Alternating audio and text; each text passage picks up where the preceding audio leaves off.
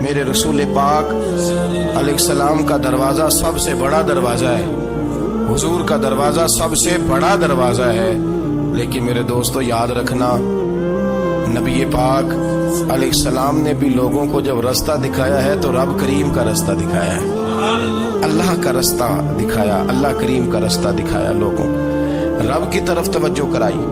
میرے رسول کریم سید عالم صلی اللہ تعالی علیہ وسلم نے لوگوں کی اللہ کی جانب توجہ کرائی اور لوگوں سے یہ کہا کہ وہ اپنے رب کریم کی جانب اپنا ذہن رکھیں، اپنی توجہ اپنے اللہ کی جانب مبذول کریں۔ میری بات کو اچھے طریقے سے سمجھیے گا، علم اللہ تبارک و تعالی عطا کرتا ہے تو اسے اللہ کی عطا ہی سمجھنا چاہیے۔ کچھ لوگوں کے پاس علم ہوتا ہے پر علم نافع نہیں ہوتا، وہ ٹامک ٹونجا مارتے رہتے ہیں ساری زندگی۔ علم کو اللہ کی عطا سمجھیں، اپنی عقل پر اپنے شعور پر زیادہ بھروسہ نہ سمجھیں، نظر اللہ پہ رکھیں۔ حضرت مولا علی شیر خدا کرم اللہ تعالی وجہہ الکریم سے کسی نے پوچھا تھا بڑا عالم کون ہوتا ہے؟ ہمارے ہاں تو اب وہ والے عالم پائے جاتے ہیں نا اللہ ماشاءاللہ، جو ممبر پہ بیٹھتے ہیں تو دعوے ہی دعوے ہیں، ممبر پہ بیٹھتے ہیں تو دعوے ہی دعوے ہیں، اس طرح کے عالم ہمارے ہاں پائے جاتے ہیں۔ وہ ہر بات میں دعویٰ کرتے ہیں، میں یہ کر دوں گا، میں وہ کر دوں گا۔ یہ مزاج علماء کا نہیں۔ حضرت علی المرتضیٰ سے کسی نے پوچھا بڑا عالم کون ہوتا ہے؟ فرمایا بڑا عالم وہ ہوتا ہے کہ جسے مسئلے کا پتہ نہ ہو تو وہ کہہ دے مجھے نہیں پتا، میں پتہ کر کے بتاؤں گا، غلط بات بیان نہ کرے۔ امام مالک سے کسی نے کوئی مسئلہ پوچھا تو آپ فرمانے لگے مجھے اس سوال کا جواب نہیں آتا۔ ہمارے بزرگ سمجھاتے کیا ہے؟ وہ کہنے لگا آپ اتنے بڑے امام ہیں تو اس سوال کا جواب نہیں آتا۔ فرمانے لگے اگر مجھے ہر سوال کا جواب آتا پھر تو میں خدا ہوتا، مجھے ہر سوال کا جواب نہیں آتا، مجھے تو اتنا آتا ہے جتنا میرے رب نے مجھے عطا کر دیا۔ اپنی نظر اللہ پہ رکھیں، نکل آئیں اس معمے سے باہر کہ میں کوئی بلا ہوں، مجھے بڑا پتہ ہے، میرے پاس 6 ڈگریاں ہیں، مجھے 10 جگہ پہ تدریس کا شغف حاصل ہے، اس سے نکلیں باہر۔ قرآن مجید دیکھیے گا، اللہ تعالیٰ نے ارادہ قدرت فرمایا کہ میں حضرت آدم کو بناؤں گا، پھر بنانے کے بعد فرمایا فرشتوں سجدہ کرو آدم کو، سب نے سجدہ کیا الا ابلیس ابا واستکبر وکان من الکافرین، سب نے سجدہ کیا سوائے ابلیس کے، اس نے انکار بھی کیا، تکبر بھی کیا اور کافروں میں سے ہو گیا۔ تو یہ جب اللہ تعالیٰ نے سجدہ کرایا تو کیسے کرایا؟ اللہ تبارک و تعالیٰ نے نا حضرت آدم کو علم سکھایا خود، وعلم آدم الاسماء کلہا، خود اللہ فرماتے ہیں کہ میں نے جناب آدم علیہ السلام کو تمام اشیاء کے نام سکھائے، سب اشیاء کے نام سکھائے۔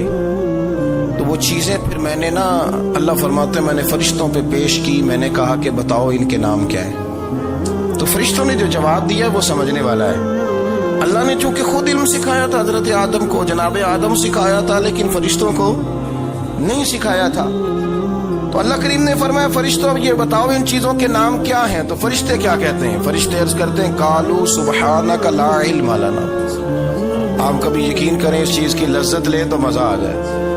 کہا قالوا سبحانک، کہنے لگے تو پاک ہے، قالوا سبحانک، کہنے لگے تو بھئی آدم علیہ السلام کو نام سکھا لیے، پھر فرشتوں کے سامنے وہ چیزیں پیش کر کے کہا ان چیزوں کے نام بتاؤ، تو فرشتے کیا کہتے ہیں؟ کہتے ہیں قالوا سبحانک، تو پاک ہے، لا علم لنا، ہمارے پاس کوئی علم نہیں، الا ما علمتنا، ہمیں تو اتنا پتہ ہے جتنا تو نے ہمیں سکھا دیا، ہمیں تو اتنا پتہ ہے جتنا تو نے ہمیں، لا علم لنا، ہمارے پاس کوئی علم نہیں ہے، اتنا ہی پتہ ہے جتنا تو نے ہمیں سکھا دیا ہے، اس سے زیادہ ہمارے پاس علم۔ اور یہ کیوں تو نے ہمیں جتنا سکھایا اتنا پتہ ہے؟ فرشتے یہ نہیں کہتے یا اللہ تو زیادہ سکھا، آدم کو دیا تو ہمیں بھی دے، یہ نہیں فرمایا، فرمایا انک انت العلیم الحکیم، اے اللہ تو علم والا بھی ہے اور حکمت والا بھی ہے، تجھے پتہ ہے کس کو کتنا دینا ہے، جتنا تو نے مناسب سمجھا جناب آدم کو دیا، اور جتنا تو نے بہتر سمجھا وہ تو نے ہمیں عطا فرمایا۔ تو اگر آپ کے پاس علم ہے، کہیں نالج ہے، اس کو اللہ کی عطا سمجھیں۔ ہمارے ہاں بہت سارے لوگ بن کے بیٹھ جاتے ہیں، میں اکثر کہتا ہوں کہ پھر وہ دعوے کرتے ہیں میرے علاقے والے جاہل ہیں، میرے شہر والے جاہل ہیں، میرے خاندان والے پڑھے نہیں، یہ آپ کا دعویٰ ہے، یہ آپ کو خراب کر دے گا۔ ہم نے بہت سارے ایسے لوگ دیکھے جو بہت بڑے عالم تھے، لیکن اللہ جب لینے پہ آیا تو عقل ہی لے گیا، شعور ہی چلا گیا، حافظے ختم ہو گئے۔ آپ دیکھتے ہیں بڑھاپے میں کچھ لوگ ایسے ہوتے ہیں کہ جن کو یہ بھی یاد نہیں رہتا کہ میرا نام کیا ہے، میں کہاں ہوں، مجھے کدھر جانا ہے۔ اس وقت سے اللہ کی پناہ مانگیں اور اپنی نظر اپنے رب کریم کی جانب رکھیں، اللہ کی جانب اپنی نظر کو مبذول رکھیں۔ دوسری بات، علم کے بعد ایک چیز آتی ہے جس کا نام ہے ہدایت، جس کا نام ہے تقویٰ، جس کا نام ہے پرہیزگاری، جس کا نام ہے عمل، عبادت، ریاضت۔ یہ بھی اسی وقت ہی نصیب ہوتی ہے جب میرا رب کریم نصیب فرما دیتا ہے۔ ہم نے نا نیکی کا اپنا اپنا سٹیٹس بنا لیا ہے، اپنا اپنا معیار بنا لیا ہے۔ کچھ لوگ کہتے ہیں کہ جناب مسجد میں سیمنٹ کا توڑا دینے سے بہتر ہے کسی غریب کو آٹے کا تھیلا دے دو۔ اب اس نے اپنا مزاج بنا لیا نا نیکی کا، اس نے اپنا سٹیٹس بنا لیا۔ میرا یہ سوال ہے کہ نبی پاک صلی اللہ تعالی علیہ وسلم جب مدینہ شریف آئے تھے تو حضور نے سب سے پہلے غریبوں میں آٹا تقسیم کیا تھا کہ سب سے پہلے مسجد بنائی تھی؟ کیا عجیب لوگوں کا رنگ ہے، اپنی مرضی کی ہدایت، اپنی مرضی کا تقویٰ، اپنی مرضی کا معیار۔ مسجد کوئی بڑا چھوٹا خطیب بھی میری طرح کا ہو نا تو وہ مسجد میں بیٹھ کے جب نبی پاک کی بات کرتا ہے تو کہتا ہے میرے رسول پاک غریبوں کا سہارا بن کے آئے۔ وہ غریبوں کی بات کرتا ہے، مسکینوں کی، لاچاروں کی، کمزوروں کی بات۔ تو مسجد ہی تو وہ ادارہ ہے جہاں سے غریبوں کی بات ہو رہی۔ تو اب لوگوں نے غریب کو اور مسجد کو لڑانا شروع کر دیا، اس کو لڑاؤ کہ مسجد میں پیسے دینے سے بہتر ہے آپ غریب کو آٹے کا تھیلا دے دیں۔ آپ یہ کیوں نہیں کہتے کہ مسجد میں بھی آپ توڑا دیں ایک سیمنٹ کا اور ساتھ غریب کو بھی خدمت کریں؟ یہ کیوں نہیں تقویٰ؟ اپنی اپنی مرضی کا مزاج، اپنی اپنی۔ کچھ لوگ کہتے ہیں چھوڑو جی، ساری زندگی انسان نماز پڑھتا رہے اور پھر گالیاں بھی دیتا رہے، بندہ داڑھی بھی رکھ لے اور جھوٹ بولنا بھی نہ چھوڑے۔ تو یہ آپ نے اپنے پاس سے تقوی کا معیار بنایا۔ گالی دینے کا گناہ ہے اور داڑھی رکھنے کا ثواب ہے۔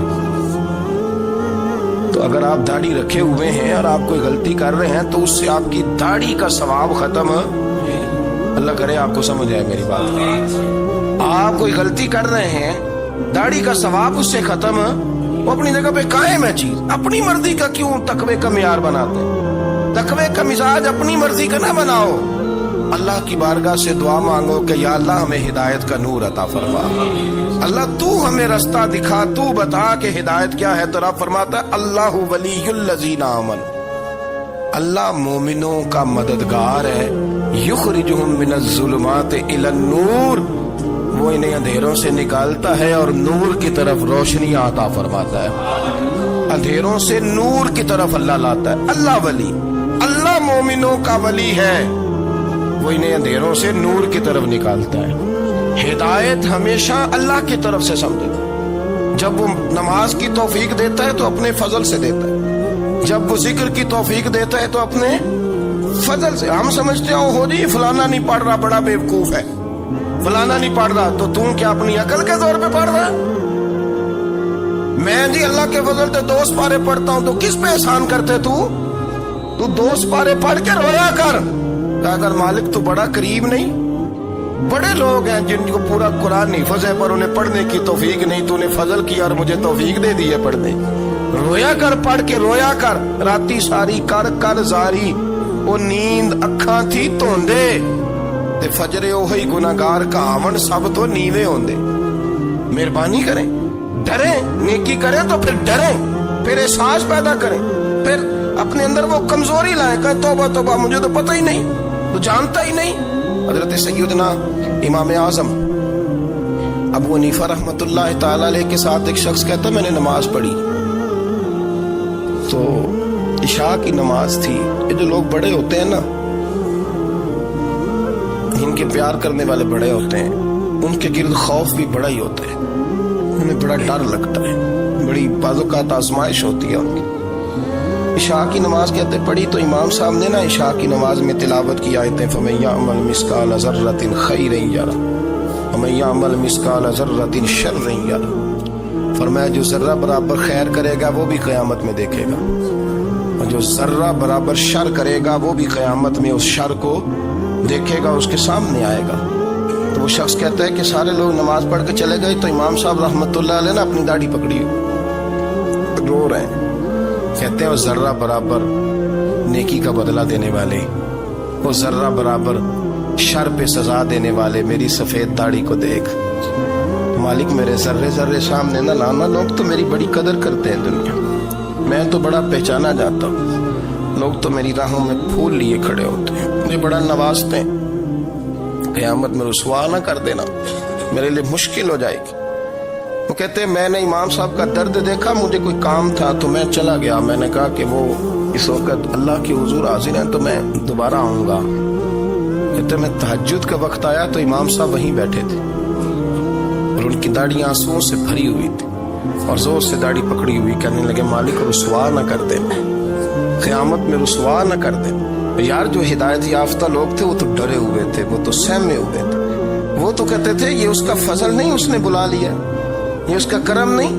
حضرت بایزید بستامی کسی کافر کو دیکھتا تو رو پڑتے, کہتے مالک تو کتنا قریب ہے, یہ بے ایمان رہ گیا, تو نے اپنے فضل سے مجھے اپنے نبی کا غلام بنا لیا.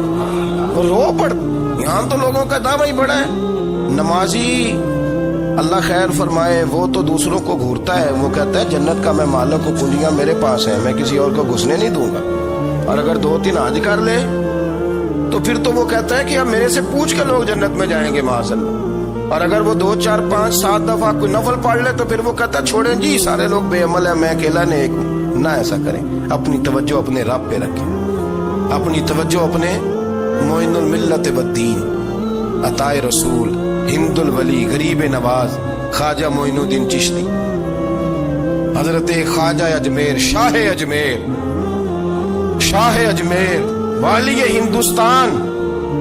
آخری عمر میں نا سارا دن روتے گزر جاتا, ساری رات روتے گزر جاتے, ذرا سی کوئی بات کرتا تو رو پڑتے, آنکھیں آنسوؤں سے بھری رہتی. کئی دفعہ آپ نے بھی پریشان ہو جاتے ہیں نا کہ یار تو ایک بات کی جان ہی نہیں چھوڑ رہا. تو خواجہ قطب الدین صاحب بختیار کاکی سے لوگوں نے کہا کہ آپ مرشد سے بات کریں, اتنا بھی تو نہیں نہ رونا چاہیے. ہر وقت اس کے آنسو کی کریے, عاشق دا کام ہی رونا تونا, تے بنا رویوں نہیں منظوری. یہ عاشق سدا ہی روندا رہندا ہے, پاویں وصل ہوئے تے پاویں دوری.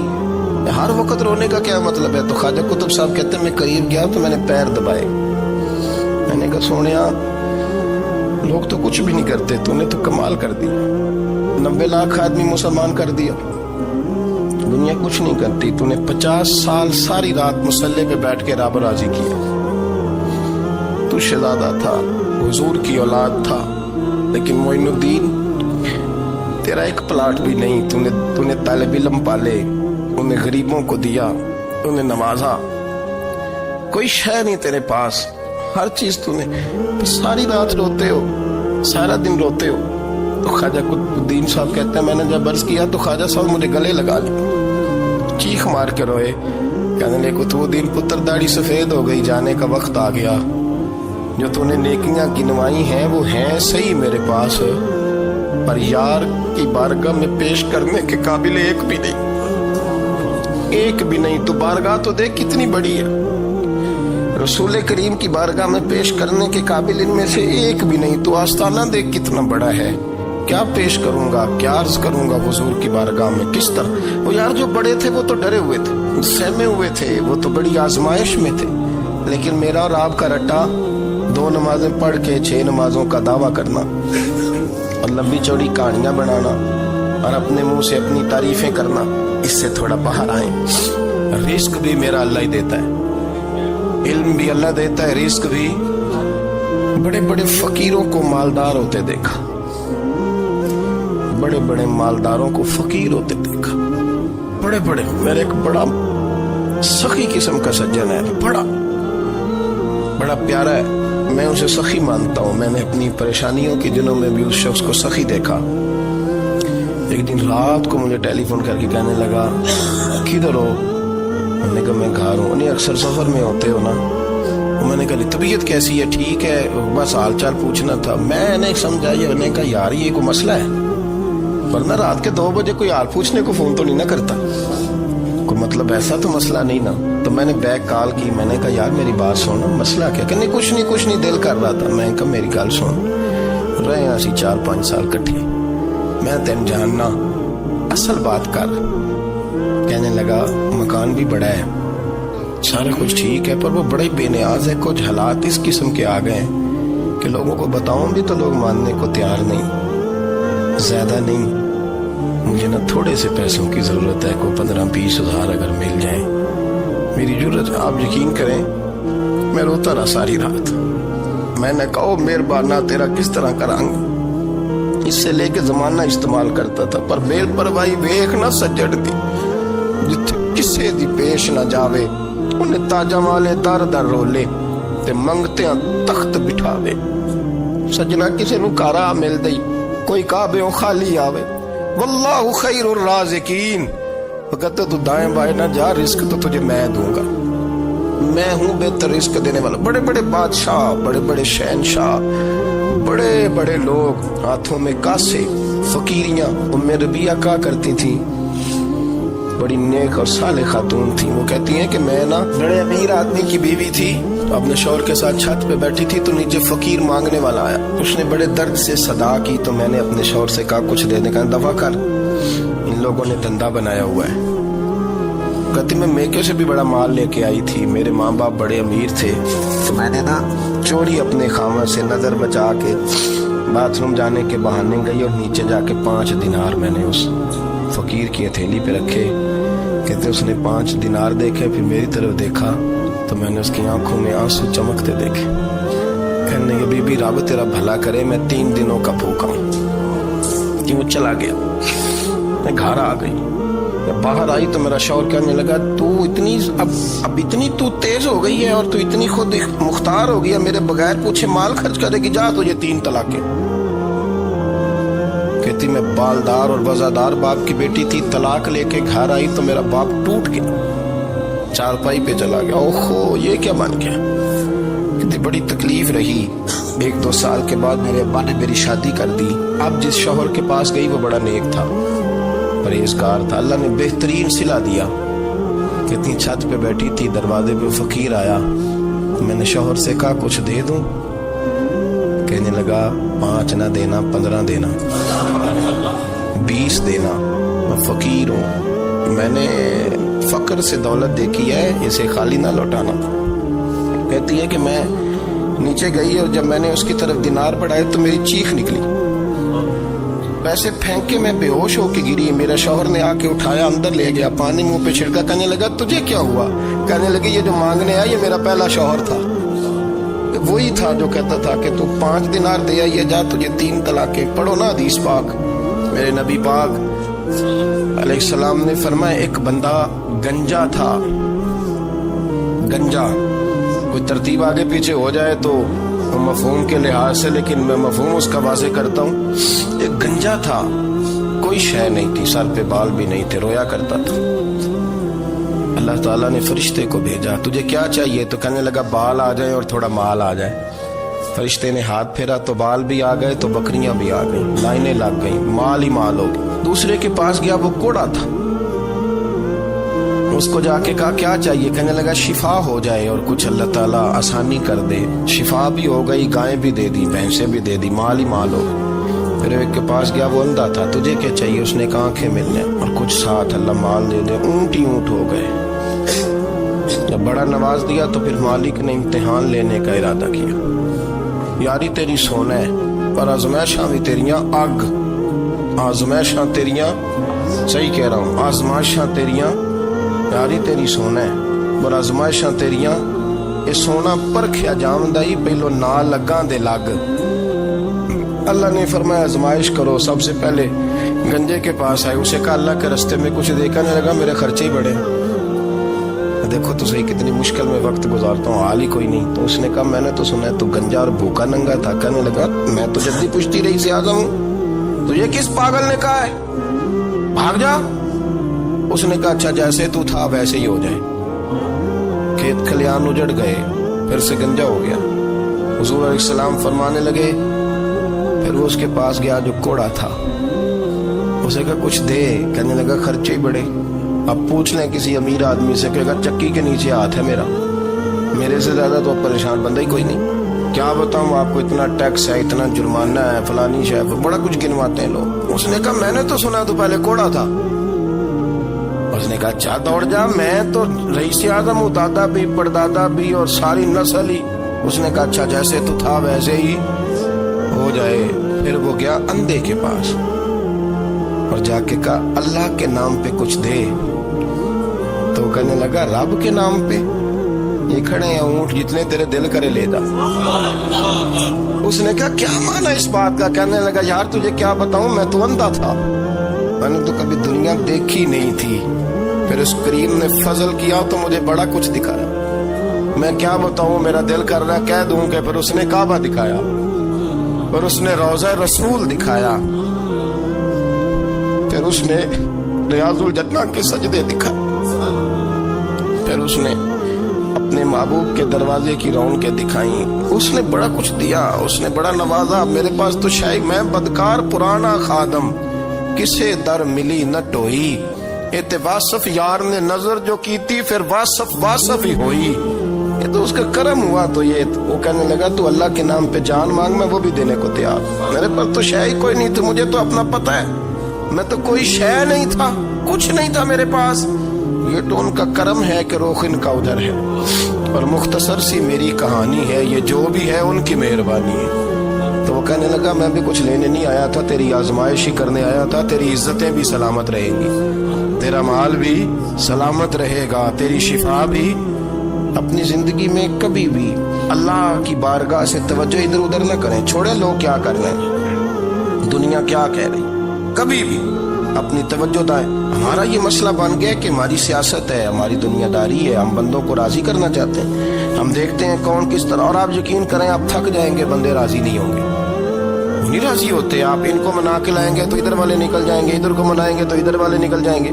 اس چکر سے باہر آئیں، اس رب کو راضی کریں جو فرماتا ہے ان الذین آمنوا وعملوا الصالحات سیجعل لهم الرحمن ودا۔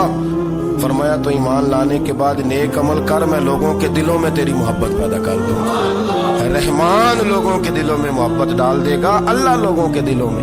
اپنی نظر ہمیشہ اپنے رب پہ رکھیں، اتنی لمبی چوڑی دنیا داروں سے امیدیں نہ وابستہ کریں۔ میں نے دیکھا ہے لوگ کاسا لیسی کرتے ہیں، کبھی اس کے دروازے پہ کبھی اس کے دروازے پہ، ان چکروں سے باہر آئیں اور اپنے رب کی بارگاہ کی طرف توجہ کریں، استغفار شوق سے پڑھا کریں، اور اکیلے میں نا، اکیلے میں حضرت رئیس المتکلمین مولانا نقی علی خان صاحب رحمۃ اللہ نے لکھا ہے کہ فرعون 500 سال حکومت کر گیا، یا تو 5 سال کی حکومت کی، پیر لڑکھڑاتے ہیں 500 سال۔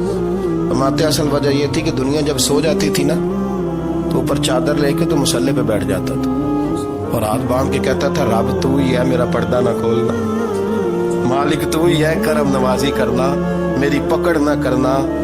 وہ بےمان ہو کے اگر 500 سال ہاتھ باندھے تو گزارا کر لیتا ہے، تو ایماندار ہے، پر مسئلہ یہ ہے کہ تو رات کو بکل مار کے ہاتھ نہیں نہ باندھتا، تو منت نہیں کرتا، تو استغفار نہیں کرتا، توبہ کریں تو بچے رہیں۔